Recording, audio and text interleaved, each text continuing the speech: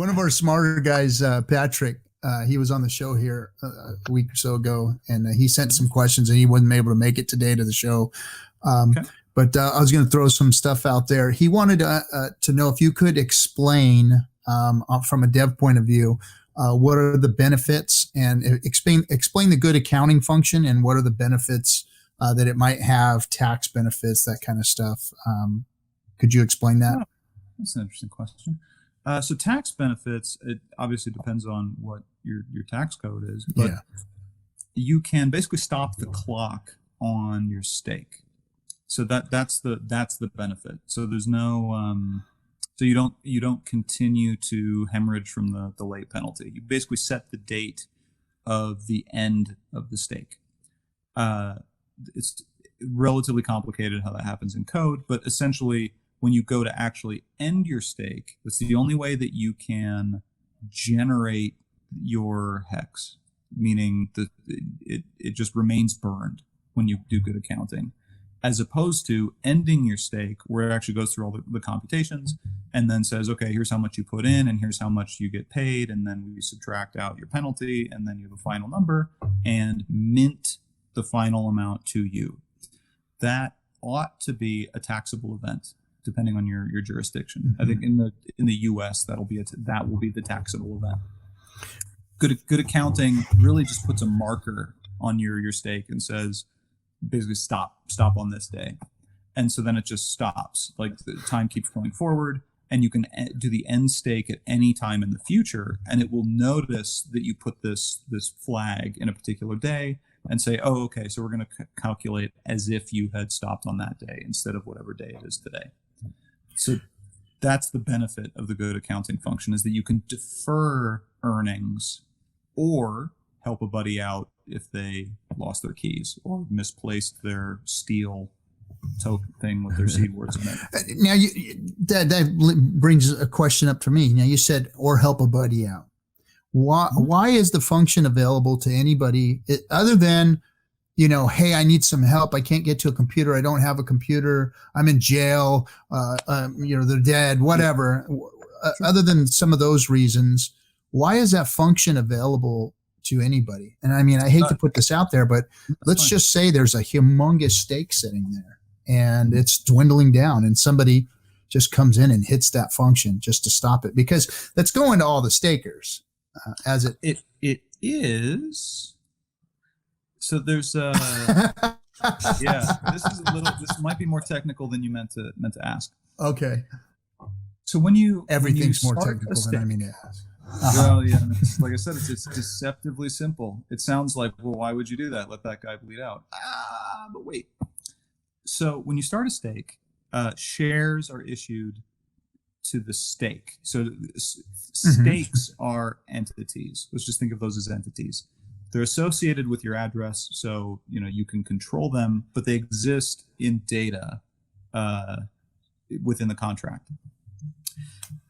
The amount of interest that you get paid for a stake is based on your relative size chunk of the total number of shares on a given day. So let's say you have two stakes, A and B, and you are staking across 1,000 days. Every day, when you end your stake, the system goes back to the beginning and then checks every day. You had 1% of the share, or 1% of the shares on this day, 0.5% on this day, 1% on that day, and then accumulates your inflation payments and then pays you out at the end. So the only way to get rid of shares is to either do good accounting or end stakes. So your 1% of all shares doesn't check whether those shares are on stakes that are late. It's just against all shares. So if that first guy, say stake A is a 1-day stake, so now it's late. As of day 2, it's late. And that person just forgets about it. They never touch it again. And it's late, and it's late, and it's late, and it's late. Those shares remain in the total. So if you're the only 2 people in and you started with the same number of shares, so every day you have 50%. So we go back through at the end of your 1,000 days and we count every day and say, okay, you got half the shares on day 1 and day 2 and day 3 and day 4. So you're only getting half the inflation when you should be getting all of it for everything after that first day. The other guy, when he does his final in stake after, day 3 years later, he notices, ends his stake. His stack has been nuked. It's going to go all to the penalty pool. But all of the inflation for which he got half the credit on 999 days is gone. Nobody gets it because he's not credited for it because it's past the end of his committed time. But his shares were diluting you for your stake the other 999 days. Because they were never removed. They were still in existence. And when the end stake function happens, those shares disappear. Right. So on day 1001, the shares reset. His shares are gone because he ended. That makes sense. There's a calculation you got to make. Is it worth X% of that person's stack per day versus how much they're diluting the pool of shares for inflation? So there's an incentive to do good accounting in that you'll get diluted less, and the dilution just disappears. Nobody gets it. That is gone. It's burned. It's eternally irrecoverable. So there's a trade-off. You are both incentivized to get those shares out on time. The person who's going to bleed and the person who's going to be diluted to clean up the system state that was created at the beginning. That makes sense. Yeah, that makes sense. Okay. Have you ever ran good accounting on anybody? I did it for a demonstration. I did a one. We had a good talk about that. Stake. Damn. Yeah, we can see who's bleeding out right now. Actually, it's kind of nice. It's just money going straight into your pocket. So there was a bunch of 400,000 or 4 million. You got to watch the stream, bro, because he schooled us on really what bleeding out does to the ecosystem and what it does to the share price.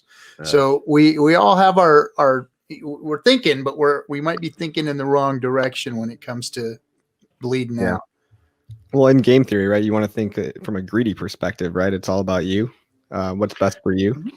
Yeah. Yeah. And not letting it bleed out might actually be what's best for us versus letting it bleed out because of what it does to the share rate.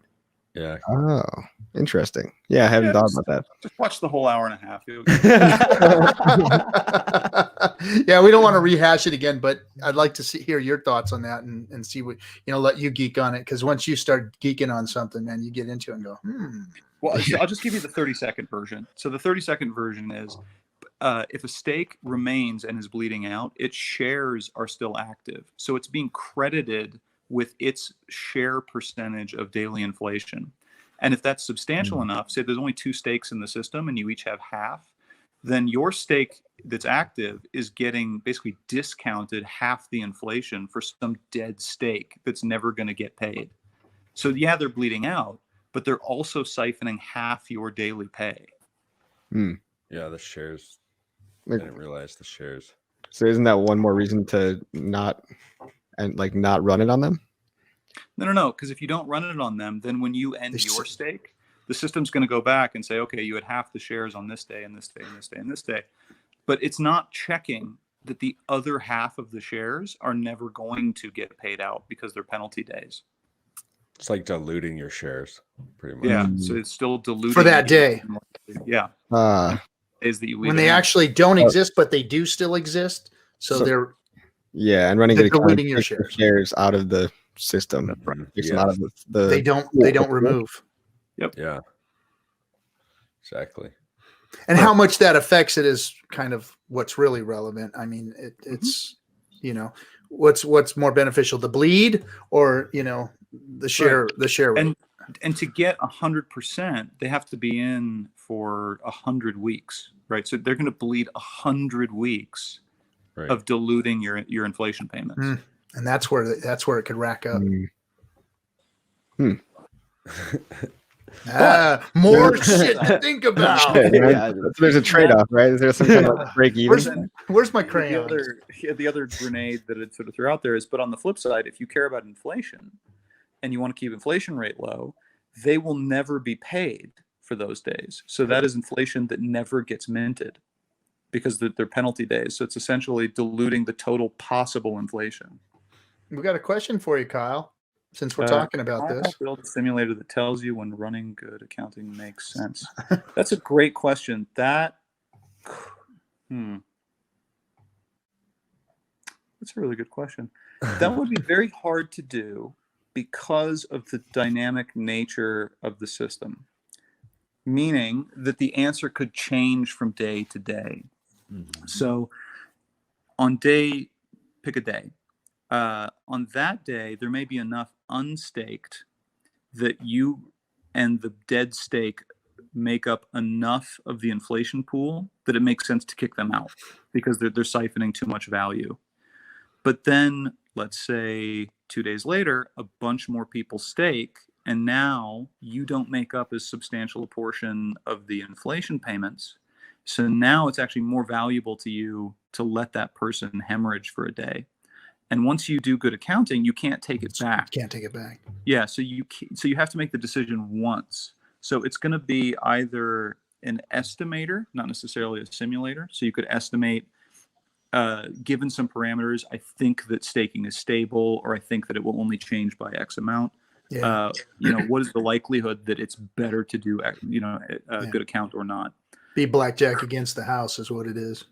Yeah. So I think when near the beginning of the stream, I said that everything I've done in Hex, I do ahead of time for free. And then if people give me money, then, have at it.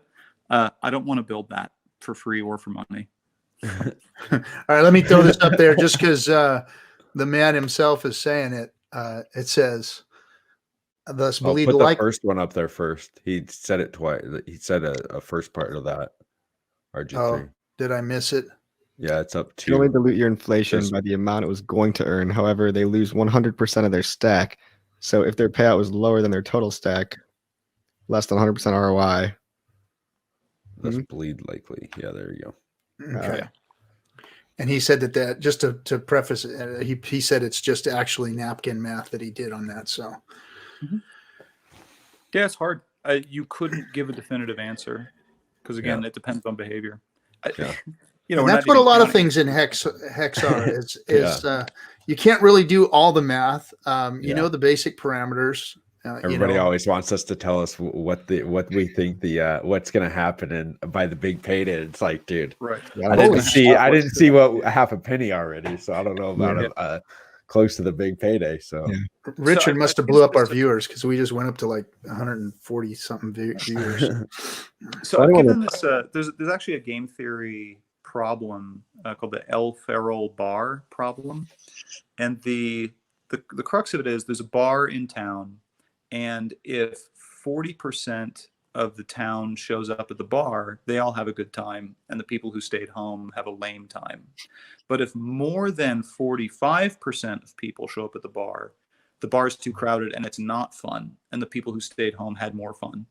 And Hex is a very, very complicated version of that. You have to figure out which group you want to be in without knowing what everyone else's decision is going to be. What happens if 41% go? Sorry, I misspoke. It's the same. It's like an inflation. It's not a range. Okay.